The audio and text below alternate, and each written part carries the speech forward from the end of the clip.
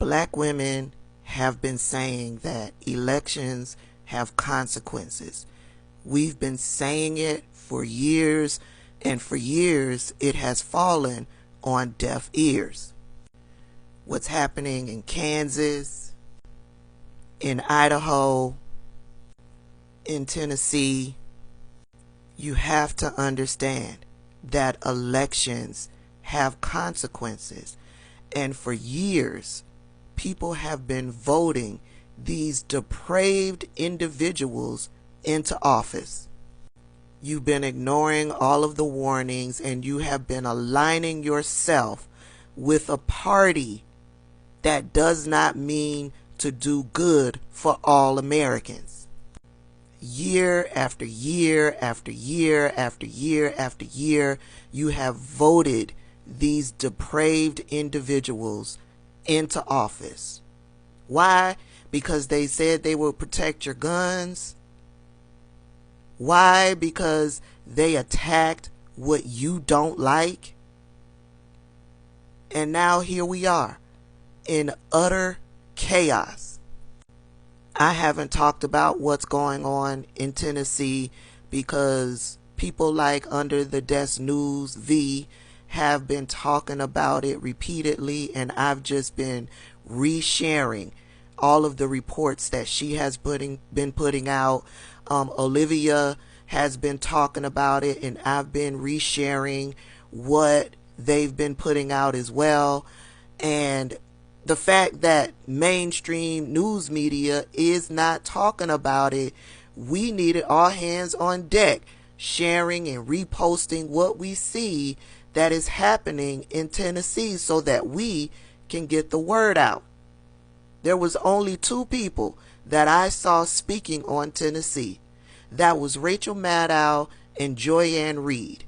All other news media was focused on Trump's plane taking off, Trump's plane landing, Trump coming out of the building, Trump getting into the car, Trump riding down Fifth Avenue, whatever. That's what they were focused on. Meanwhile, democracy is on fire in a lot of these Republican states. And now we've got to add North Carolina to the list. This is Tricia Cotham. She was voted into office back in November. She was voted in as a Democrat. She campaigned as a Democrat. She took Democrat funding. She took donations from Democrats in the district. And yesterday, or maybe the day before, she switched parties. She went from Democrat to Republican. And by her doing that, she has made the Republicans in the state the supermajority. She has betrayed her constituents. She lied to them, because you cannot tell me that in 5 months you've decided all of your beliefs are no longer what you believe.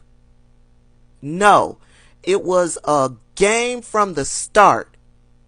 She used the Democrat name to get into office, and once she got into office, she showed who she really was. She was a Democrat in wolf clothing. She did a Kyrsten Sinema. She went where the money resides. Democrats, these Republicans are now running and campaigning as Democrats. And once they get into office, they're switching their parties to Republican. It's like we've always said, Republicans can't win on their policies because they have none. And the ones that they do have is a detriment to society and democracy as a whole.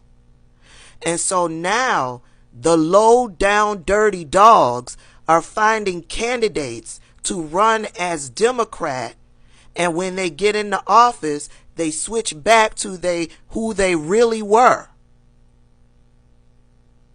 And there's not much that a lot of states can do about it, specifically North Carolina.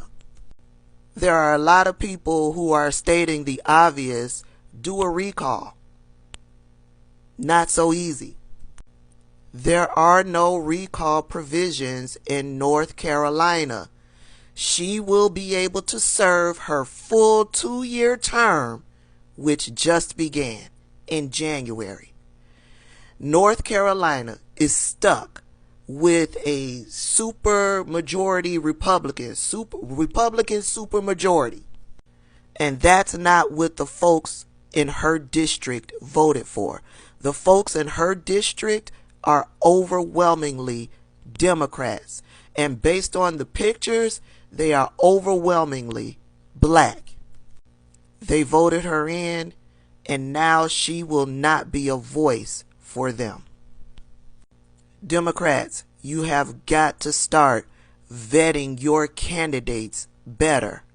You have to implement some strong binding agreements. The Republicans are low down and dirty. They don't care about democracy. They don't care about morality, doing what's right. No, all they care about is power. Voting has consequences. God help us.